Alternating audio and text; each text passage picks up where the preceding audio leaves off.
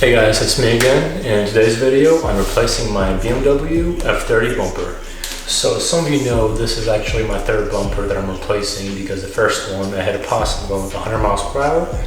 Second one, which is this one, I had a couch in the middle of the fucking road, and third time is a charm. So today's video, I'm going to do a little time lapse of me taking this one off and putting this one on, and hopefully it goes by smoothly.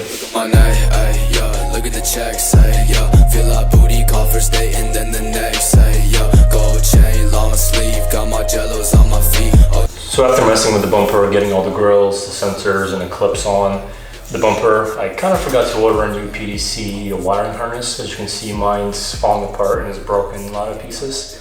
So I had to order that, and I'll probably end up finishing the bumper in about a week. But $1,500 later, we have this. It's no longer broken, it's perfect. I just have to finish tightening some little bolts, and after that we'll be done, and I'm back on the road. I know